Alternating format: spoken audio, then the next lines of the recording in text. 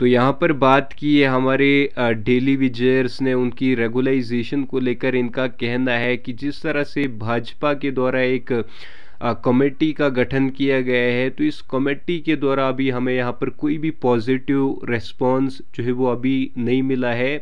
इनका कहना है कि जिस तरह से हमने यहाँ पर 17 अगस्त को यहाँ पर पूरे जम्मू में जो पानी बंद किया था, और उसके बाद डिवकॉम जम्मू ने हमसे ये वादा किया था कि आपकी जो रेगुलाइजेशन पॉलिसी है, आपको यहाँ पर रेगुलाइजेशन पॉलिसी अंडर SRO 64 के तहत आपको यहाँ पर रेगुलाइजेशन पॉलिसी जो है वो दी जाएगी। लेकिन इनका कहना है कि अभी भी हमें यहाँ पर जो है वो कोई भी उनकी तरफ से भी यहाँ पर अब कोई भी पॉजिटिव रेस्पॉन्स देखने को नहीं मिल रहा है।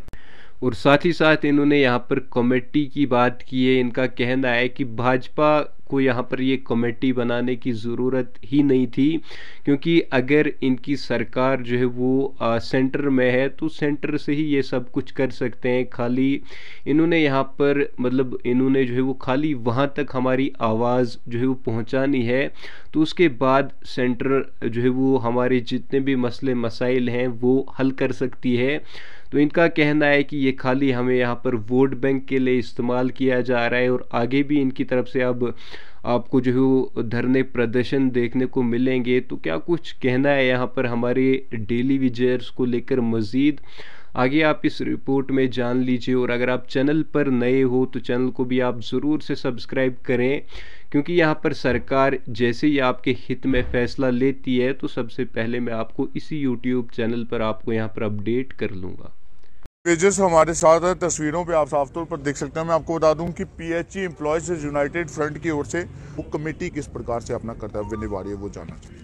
सबसे पहले तो आपने शायद बीजेपी की बनाई हुई कमेटी का जिक्र किया जी। फिलहाल तो अभी तक उस कमेटी की तरफ से कोई ज़्यादा पॉजिटिव जो हमें कुछ दिखाई नहीं दे रहा। शायद पॉलिटिकल लोग हैं, अपने तरीके से चलते हैं, और मुझे लगता नहीं था कि कमेटियां बनाने में टाइम वेस्ट करने की ज़रूरत थी, क्योंकि सरकार केंद्र में बीजेपी की है और LG एडमिनिस्ट्रेशन जो है वो भी बीजेपी की ही भेजी हुई है, और डायरेक्ट जो है गृह मंत्रालय जम्मू कश्मीर की यूटी को देख रहा है। तो मुझे नहीं लगता कि इन कमेटियों की कहीं पे कोई ज़रूरत थी। सिर्फ एक आदेश देने की ज़रूरत थी दिल्ली से, क्योंकि आज जो भी फैसला जम्मू कश्मीर के लिए होता है तो वो दिल्ली में होता है। तो दिल्ली वालों को सिर्फ एक आदेश देना था कि इन डेली वेजर को परमानेंट कर दो, तो इन कमेटियों को कोई ज़्यादा महत्व नहीं रह जाता। तो चलो, एक अगर पॉलिटिकल पार्टी ने कोई कमेटी बनाई भी थी तो मुझे लगता है 2 महीने से ज़्यादा टाइम हो गया, लेकिन अभी तक वो कमेटी सिर्फ जैसे वो कह रहे थे कि हम जम्मू कश्मीर के डेली वेजरों से मिलेंगे, जम्मू वालों से तो उन्होंने मुलाकात कर ली, लेकिन अभी कश्मीर में शायद वो गए भी नहीं हैं। कब वो जम्मू कश्मीर जाएंगे, कब कश्मीर के डेली वेजरों से मिलेंगे, उनके मेमोरेंडम लेंगे और कब अपनी रिपोर्ट सबमिट करेंगे, मुझे लग रहा है कि ये सिर्फ एक टाइम वेस्ट करने का एक फार्मूला है। मेरी तो यही अपील है कमेटी के चेयरमैन जो श्यामलाल शर्मा जी हैं, उनके लिए कोई डाटा कलेक्टर करने की भी ज़रूरत नहीं है। अगर वो सिंसियरली काम करेंगे तो उनको टिप्स पे डाटा याद भी है और डॉक्यूमेंट्री भी उनके पास सारी पड़ी हुई है। वो पिछले 2014 में वही कैबिनेट मंत्री थे जब कैबिनेट सब कमेटी भी बनी थी और सब कमेटी ने रिपोर्ट भी सबमिट की थी, और वो नॉन एजेंडा मीटिंग जो कैबिनेट तक वो मुद्दा आया था, और कैबिनेट में सब कैबिनेट में एक प्रपोजल बना था कि 3 फेज़ में हम इनको परमानेंट करने जा रहे हैं। तो उस वक्त कुछ 2 मंत्रियों के टकराव की वजह से वो मसला हल नहीं हो पाया और उसके बाद कोड ऑफ कंडक्ट लागू हो गया। तो उनको सारा डाटा जानकारी है और उनके पास फाइल भी पूरी पड़ी हुई है, तो सिर्फ एक आदेश निकालने की ज़रूरत है। तो शायद मेरी तो यही अपील है कि वो जल्द से जल्द अपना वो डाटा जो है वो दिल्ली तक भेजें, क्योंकि जम्मू वाले तो उनकी बात सुनते नहीं हैं। क्योंकि अगर जम्मू वाले इनकी बात सुनते तो प्रदेश अध्यक्ष रविंदर रैना जी 3 बार LG साहब को लिखित में दे चुके हैं कि डेली वेजर का मसला हल होना चाहिए।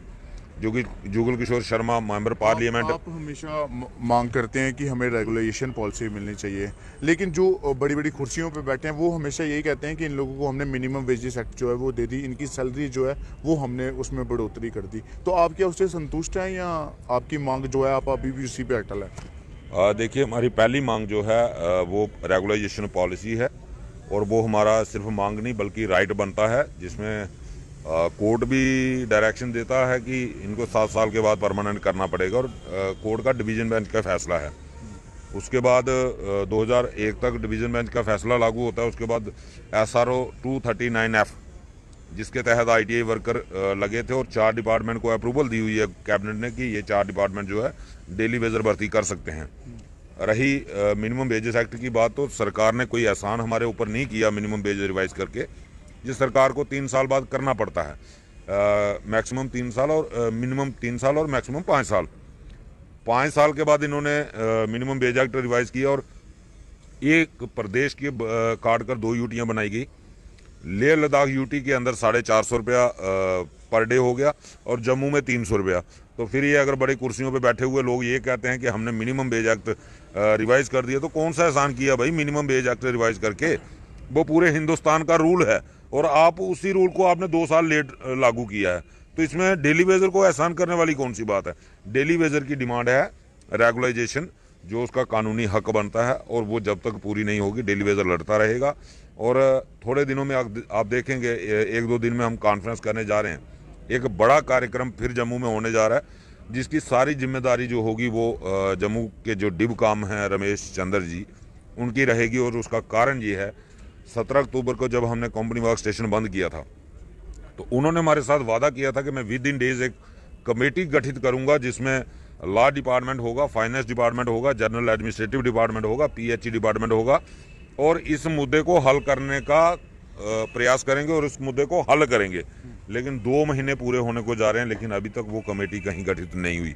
और इसी वजह से हमने एक फैसला किया है कि शायद 1-2 दिन में कॉन्फ्रेंस करके डेट भी फाइनल कर देंगे और एक बड़ा प्रदर्शन फिर जम्मू में होगा। और अगर फिर कहीं लॉ एंड ऑर्डर की सिचुएशन खराब होती है तो उसके लिए या तो डिबकाम साहब जिम्मेदार होंगे या LG प्रशासन जिम्मेदार होगा।